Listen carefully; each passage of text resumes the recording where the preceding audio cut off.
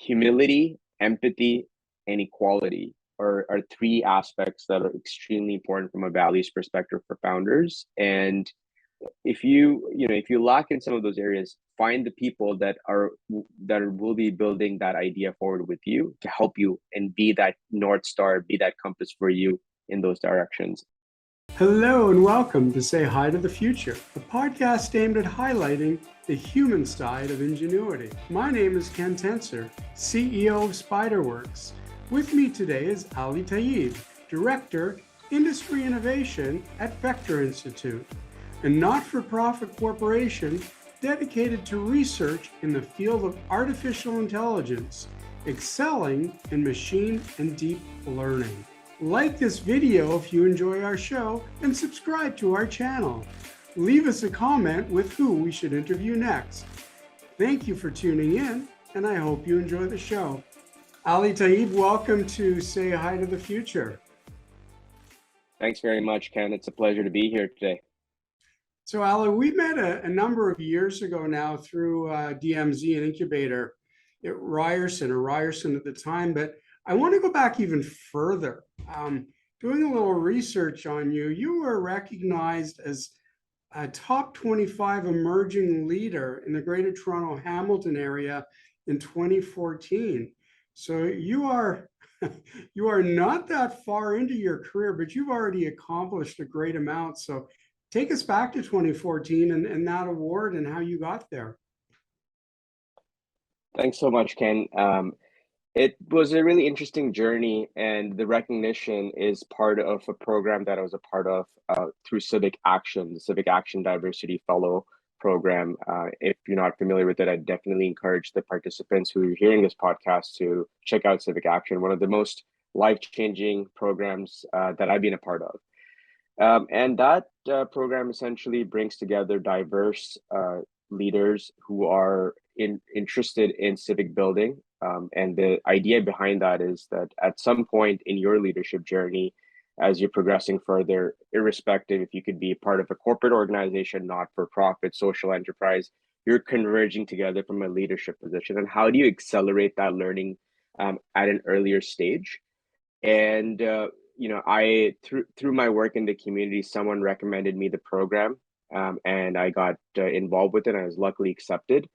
And the cohort and the leaders that were participating in this, in the 2014-2015 cohort, we're still in touch. An amazing life-changing experience, and getting to meet individuals, being in rooms that you would have never gotten an opportunity to be in, and really changed my trajectory from a leadership perspective, thinking about civic issues, thinking about ways that I need to contribute back to society.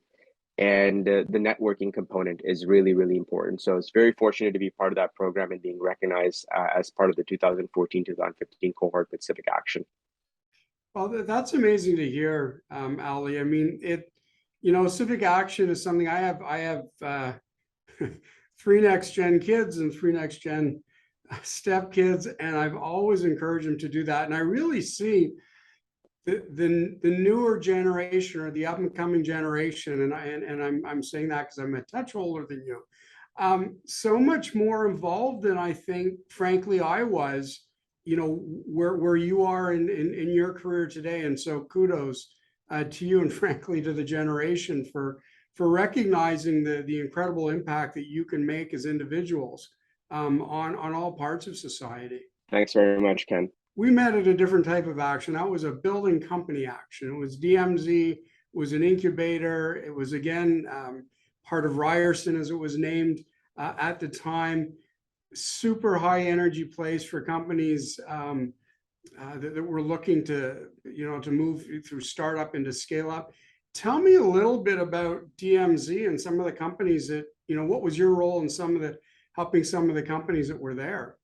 So I've had a interesting career path, which has not been linear. I've tried a lot of different things, from working in international development, social entrepreneurship, startup companies that have gone on to be acquired, IPO'd, and being really at different stages and early stages of maturity from a company perspective.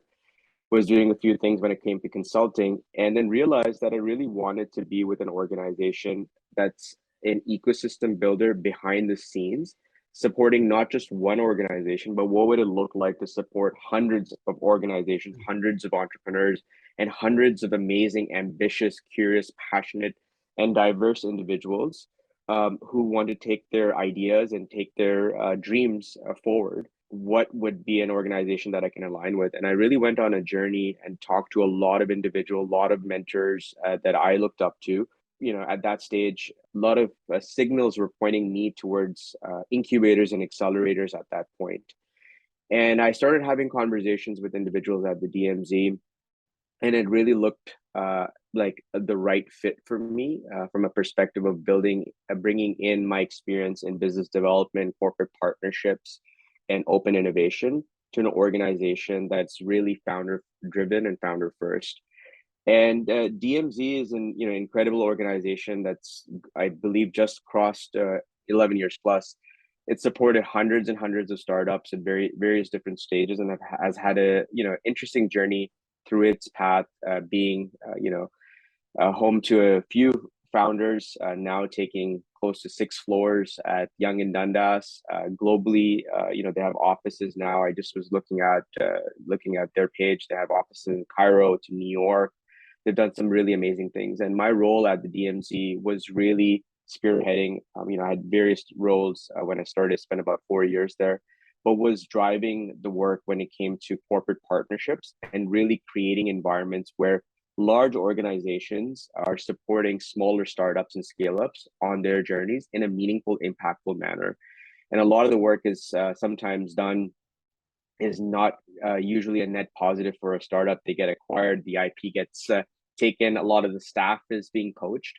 But how do you create DMZ being a not-for-profit, being associated with the university? How do you create real, meaningful partnerships and thinking first and foremost, founder first, right? If the founders are not getting a net positive out of that, it's easier said than done. And leading those corporate partnerships from that perspective with large entities, from banks to insurance to large tech, and then having this portfolio that was also very meaningful, over 100 plus partnerships, what we called membership benefits, and working with partners such as the Salesforces, the Stripes, the Squares of the world, who are really eager to put their products and product stack in front of these startups, as they know that perhaps they might not be utilizing their products to the maximum capacity, but as they're growing really fast, how can they get involved at an earlier stage and manage a portfolio over 100 plus membership benefits that realize $1 million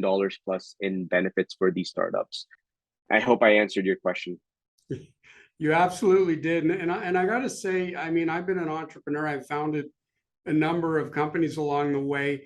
I never had the benefit of working within an incubator. So I really appreciate you're talking about the corporate support. You're talking about it's housed within, this one in a university, many in colleges, and supported by networks.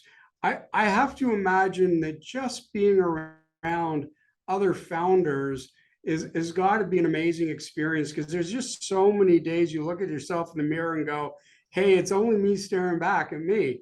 And having some people in the background must be a wonderful benefit to build community with.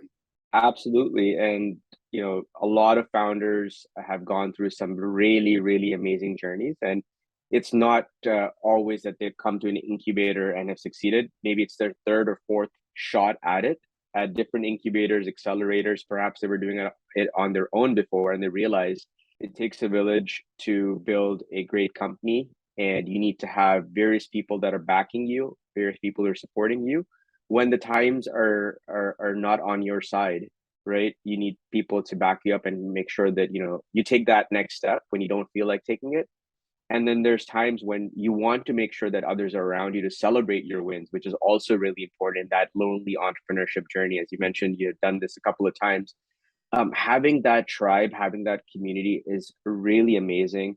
If I had to do it myself again, I definitely would encourage an entrepreneur, founder, whatever nomenclature you want to put on yourself. If you're starting a business, not for profit, whatever it looks like, but if you're looking to scale, reach out to the various incubators and accelerators that are out there. The Canadian incubator accelerator startup ecosystem is thriving. It is rich. There's an amazing plethora and wealth of information and great organizations that are out there with various benefits.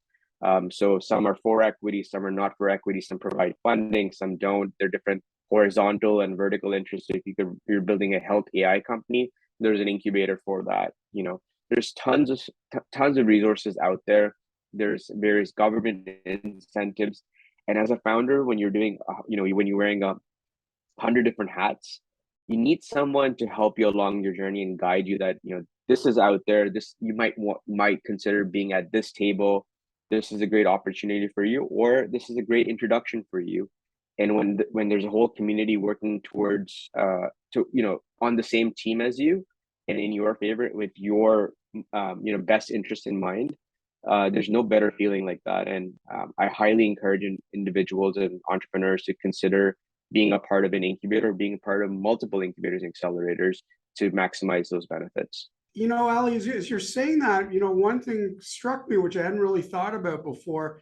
It's also, I guess, about finding the right fit in terms of, doing some legwork, doing some interviewing and understanding from the people directing the incubators, from the other companies incubated there, which ones will be the best fit for you and your organization for your values, your goals, your needs, and the type of community or industry that you're in. Absolutely. There's lots of various, let's say university-based incubators and accelerators. There's a lot of for-profit, equity-driven accelerators, incubators that are out there that are local as well as international. And you have to consider what's best for you at this particular junction in your journey. And you have to consider the fact that you have to evaluate all the different options, because timing, as you know, in entrepreneurship is really important. Timing to launch your product, timing to build, and you want to ride on those comments that are live, and figure out who's going to be able to help you the best to achieve your goals. If it's efficiency, if it's speed, if it's vertical integration, there's so much that's out there. You have to evaluate and understand what's best for you and what's best for your company at this given particular time, and it can really change. Well, speaking of change, you've changed your career a little bit. Seems like a great next step. You're now at the Vector Institute and working with AI and trustworthy AI. Tell us a little bit about it, but for the listeners' sake, what is AI before we even get into Vector and its role and your role within it? So thanks very much for the question, Ken. So AI is a broad concept which is very much often misrepresented. So generally speaking, when you're thinking about AI is referring to computers that can learn about the world flexibly, make inference about what they see and hear, and achieve human-like understanding of information. Some of the examples of AI in our everyday lives are the recommendations that we get from Netflix when we're watching movies, the voice recognition from Apple, Siri, and Amazon, and the self-driving capabilities of Tesla. When you're thinking about trustworthy AI, trust is at the core of the challenges for AI adoption. And before we feel comfortable at adopting a new technology, we need to feel in control over it. And AI can definitely introduce new opportunities and challenges if not addressed carefully. And they are related to bias, privacy, safety, explainability, and model robustness. A little bit about Vector and my role here. So Vector started in 2017 as part of the Pan-Canadian AI strategy. And the vision was to drive excellence and leadership in Canada's knowledge creation and use of AI, and to foster economic growth and improve the lives of Canadians. Vector is supported by the federal, provincial government and our industry sponsors. And we have a number of stakeholders that we work with, from industry, health, startups and scale-ups, and academic partners.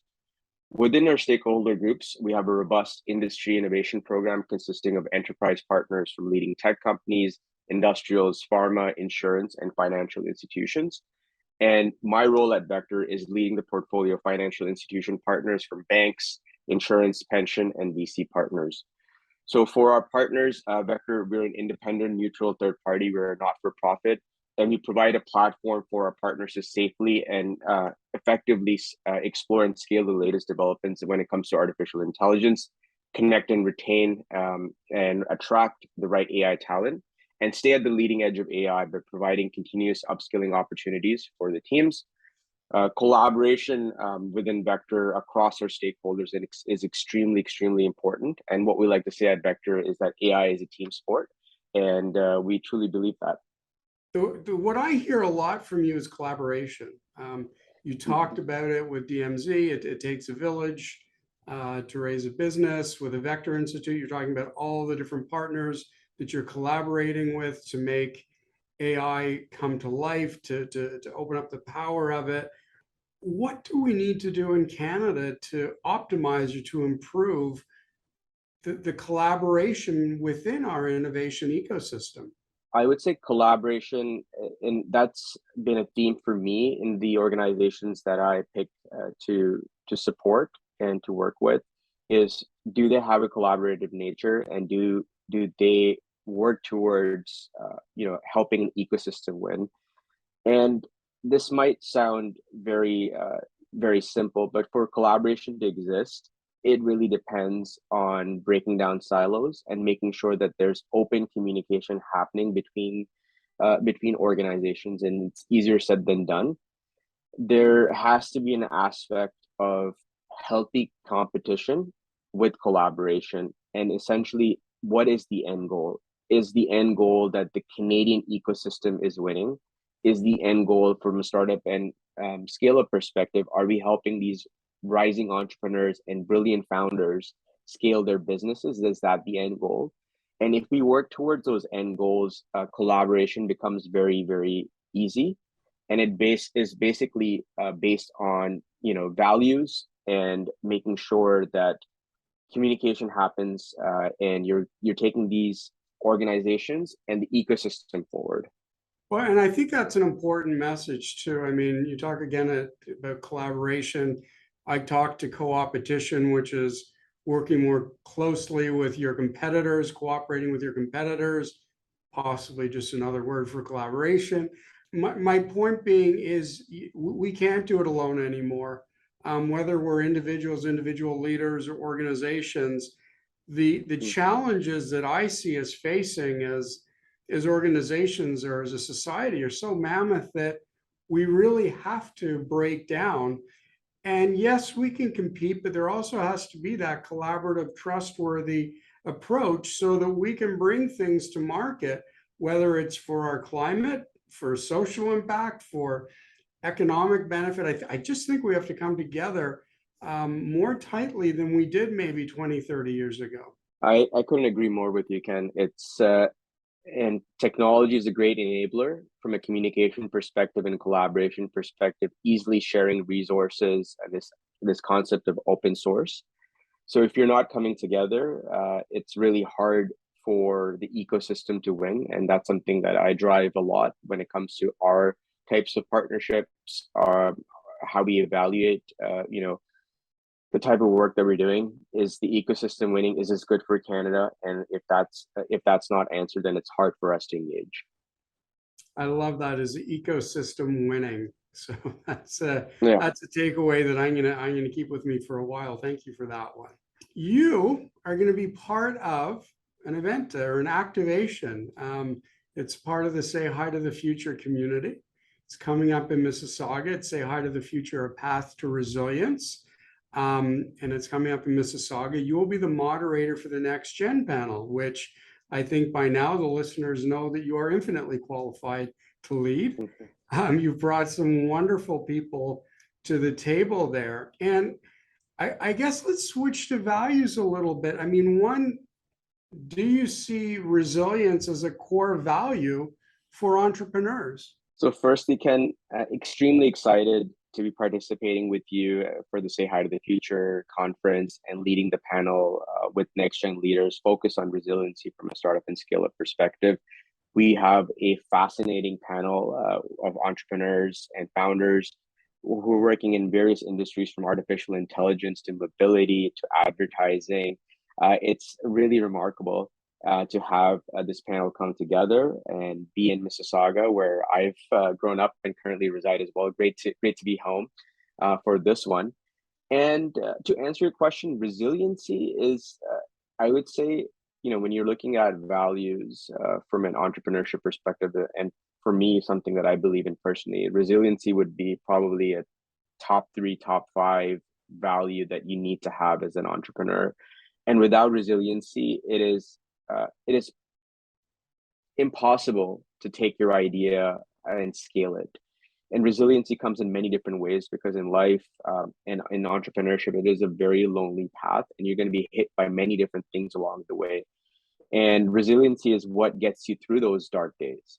It's making sure that you understand that, tomorrow is another day, and you need to just continue to move forward, figure out what are other alternatives, what are other methods that potentially you're not seeing at this point from a resiliency perspective, from an innovation perspective, from a curiosity perspective. But that resiliency is, for first and foremost, if you're not resilient, you're not going to be looking at the other core competencies, as I mentioned, from an innovation, curiosity, empathy perspective that's out there. So resiliency is extremely important.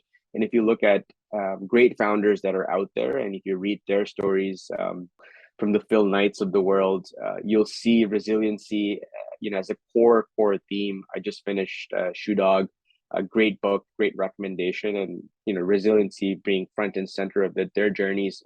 It's not always rosy. What's got them to where they are with these large empires, and we emulate, and we glorify where they currently are, but that journey is what we should be really commending them on. And from a resiliency perspective, that's remarkable of what they've been able to accomplish. So what I'm hearing, Ali, is not every day is fun as an entrepreneur. Is that it? That all those articles about being your own boss and everything. Some days are more challenging than others. Oh, it is. It is incredibly hard being at it from both sides, having tried a number of failed ventures myself, and then also seeing the other side with a lot of different entrepreneurs failing, shutting down their businesses, putting their hat up. It's a tough space out there, right? And without resiliency and without that courage that one entrepreneur needs to have, irrespective, you could be starting a bakery down the street, or starting a high profile clean tech business. If you're not resilient, things can change at any point. As we're seeing, we've just gone through a pandemic. There's all sorts of global crises that are happening right now, and how do you react, and how do you pivot, and how are you resilient towards those aspects is crucial. So it's not rosy every day, Ken, as you said, but when the good days come, they're extremely, extremely rewarding and exciting. Yeah, and I think you mentioned that earlier on, and it's important to point out. It took me a lot of years to realize that what some of those breakthrough moments are, and to take a deep breath and to celebrate them. I used to just run from point to point and just say, okay, great, let's just keep going. But I think it's so critical now to take a pause, to look at your team and go, yeah, that was pretty remarkable. Yeah, it's celebrating those small wins and really thinking of the end goal at the end, right? Goes back to the point that it takes a village, and you want to have that tribe, you want to have that community behind you that's going to be there in the tough times, and it's going to be there for you, to celebrate those wins, irrespective of the scale. So, Ali, as our time comes to a close on Say Hi to the Future, one last question. We talked about resilience. We talked about the village. What are some of the other values that you've seen in common with entrepreneurs who've broken through, and not necessarily on their first attempt, as you say, but who've ultimately broken through? I love this question. As entrepreneurs come in all shapes and sizes, and that's something that I learned at the DMZ. And what are some qualities, and there's no right background or track record that one can have to build a successful companies. I've seen professors, psychology majors to artists that have gone and built really awesome companies. But when it comes to the values, core values that I think that are extremely important, and in no particular ranking, it's this aspect of empathy. If you're not able to empathize with your customer, with your market, with your team, it's really hard to take your idea forward because you're doing it blindly.